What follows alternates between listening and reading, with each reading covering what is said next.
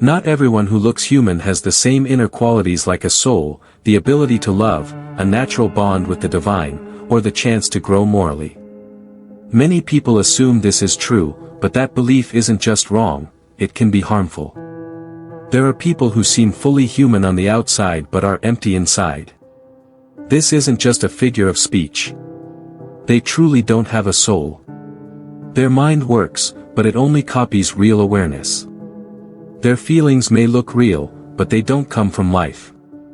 These people aren't here to grow or create. They are here to copy, take, and twist. These beings aren't just lost or broken. At their core, they are empty, wearing a human shape. A soul isn't just breath or thought. It's what gives us morals, empathy, purpose, and a link to the divine. The soul brings real depth to our thoughts and meaning to our choices and emotions. It's the part of us that seeks truth, beauty, and meaning. A soul feels guilt, wants to grow, and can be moved by sacred moments. But someone without a soul might seem smart or even act like they care, but deep down they don't have the drive to rise above the ordinary. A soulless person might be clever, funny, or even likable, but they don't live for anything greater. They don't have an inner guide because they aren't connected to something higher. Spiritually speaking, they aren't lost souls, they're empty ones. Their thoughts don't come from real self-awareness. Their actions are based on habit, instinct, or copying others. It's like their bodies waiting for something that never came. The idea of such people isn't new. In old texts like the Pistis Sophia, there are mentions of people born without light, who only live to feed their own cravings and trap those with true spirit. In Hindu stories, there are beings called asuras. They look human but don't act with any divine drive. Even the Bible talks about weeds growing among the wheat, hinting that some people don't come from light but from darkness. These aren't just stories, they're spiritual truths. In today's psychology, we might call these people narcissists, sociopaths, or those with antisocial disorders. But the spiritual view looks deeper. Psychology explains behavior and brain function. Esoteric wisdom looks at purpose and essence. Not everyone with mental illness lacks a soul, and not everyone who seems normal has one. What sets them apart isn't how they look, it's their energy. A clear sign is a lack of real emotion. A soulless person almost never feels deeply. Their laugh feels fake or forced. When others are happy or grieving, they often react in a cold or awkward way.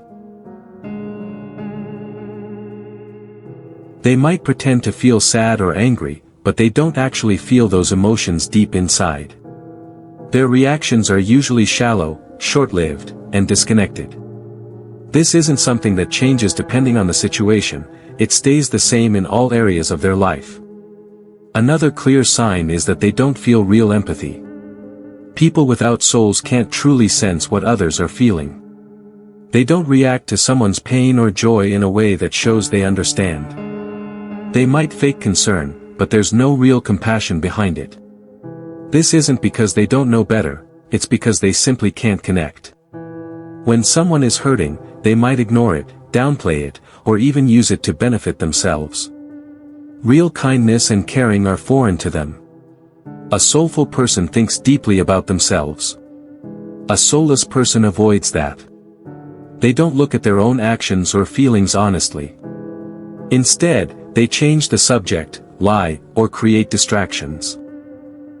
Their view of themselves depends completely on how others see them. They don't learn from mistakes because they don't feel their experiences on a deep level. This lack of self-reflection makes them stiff and defensive. They don't grow or change in any real way. For them, manipulation isn't just a trick, it's their normal way of dealing with others. They lie all the time, not always for money or things, but to stay in control. Their lies are often complicated and sometimes even contradict each other. They take advantage of people's trust without feeling guilty. They often gaslight others to make them question what's real. These lies cover up their emptiness inside. Unlike someone who lies because they're scared, these people lie without feeling anything. Their relationships are weak and one-sided. They stay in relationships only while they're getting something out of them. Real love, loyalty, or trust rarely form. They see people as tools and throw them away when they're done. People often feel tired, confused, or hurt after dealing with them. These individuals don't feel real closeness. Instead, their connections are all about using others, not growing together. They can't sit in silence or stillness because it reminds them of what they lack inside. In quiet moments, they get anxious, restless, or quickly try to fill the space with noise or activity. This discomfort shows how disconnected they are from peace or spirit. They often talk too much, spend lots of time on screens, or turn to drugs or alcohol just to avoid feeling empty. They may use spiritual or moral words a lot, but something about them feels off. They talk about love and truth, but their energy feels cold and empty. This gap between their words and their presence can confuse people. Their words are like a mask that hides what's missing inside. People who are sensitive to energy can feel that something isn't right.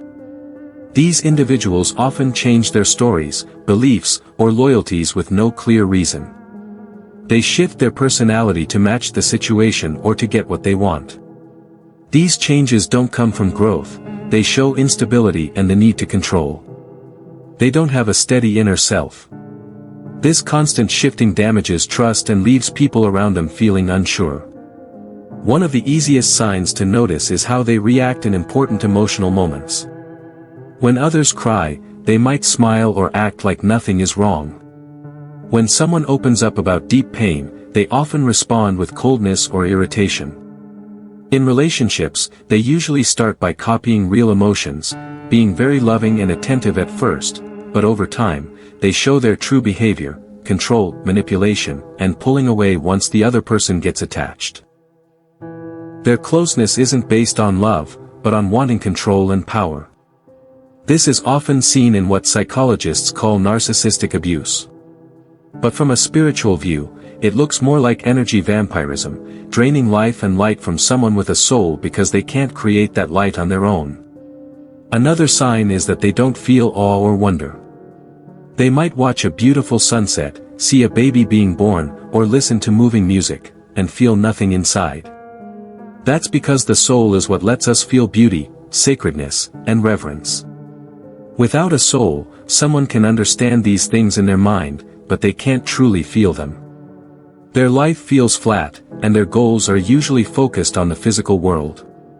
They may chase money, status, pleasure, or control, but never aim to grow spiritually. Their goals stretch outward, not upward. People like this often talk in cliches or repeat what others say. They rarely come up with their own ideas or think deeply about life. Instead, they say what's popular, what others want to hear, or what helps them get ahead. When asked deep questions about life, death, or right and wrong, they either change the subject or get annoyed. They don't have a deep inner world, and they're afraid others will see how empty they are. This shallowness is often hidden behind fake roles, the wise mentor, the successful boss, the spiritual guide. But these fake images start to fall apart when they face real suffering, deep mystery, or true closeness. Another major clue is that they don't feel real guilt. Even when shown how much harm they've caused, they might deny it, make excuses, or just ignore it. If they say sorry, it usually sounds fake or forced.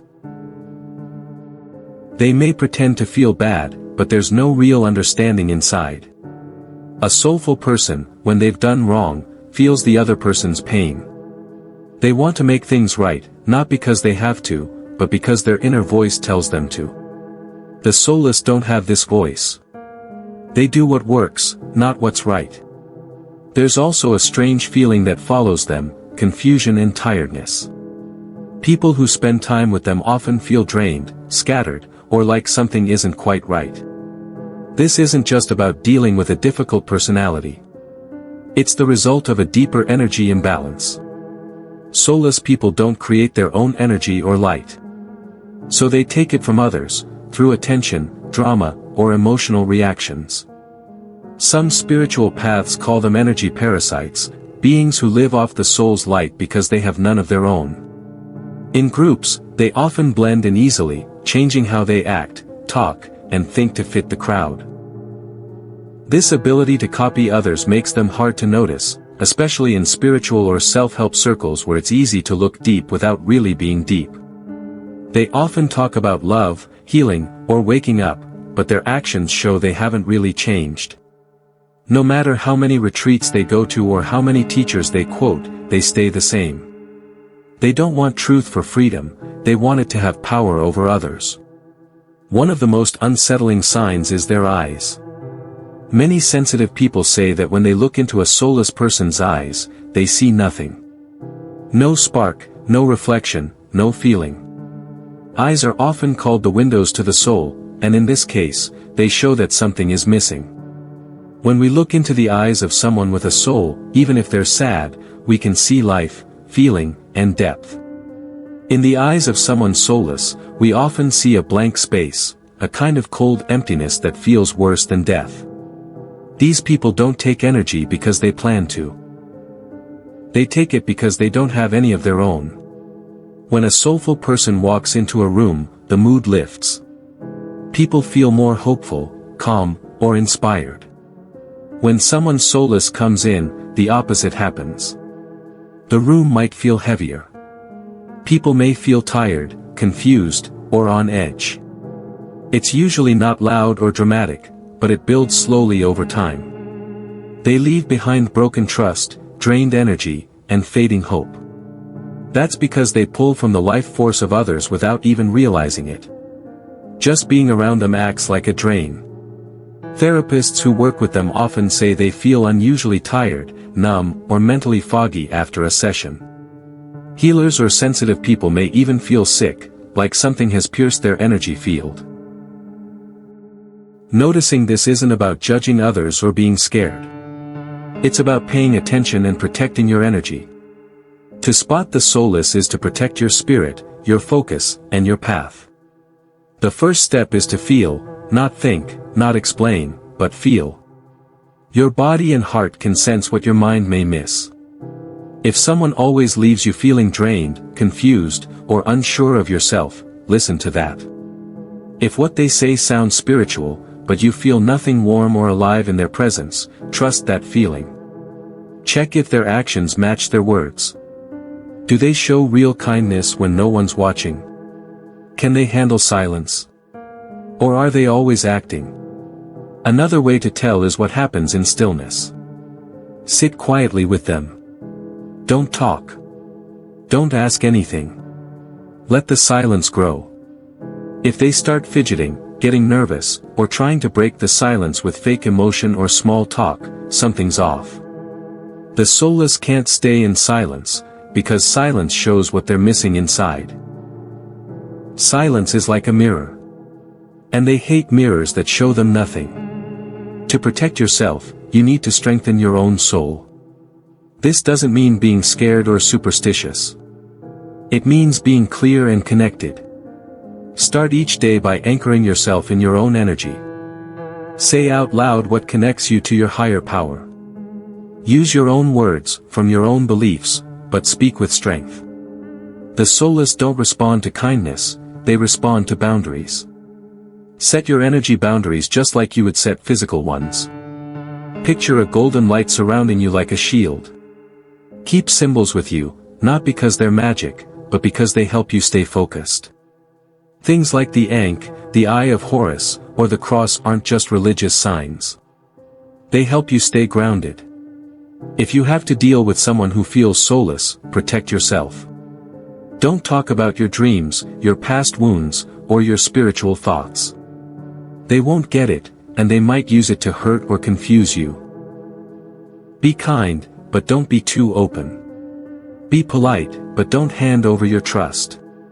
Most of all, keep your own soul strong. Feed it with beauty, prayer, quiet time, and time in nature. The more alive your soul is, the harder it is for anyone to pull you down. Please share this video with anyone who needs to hear this.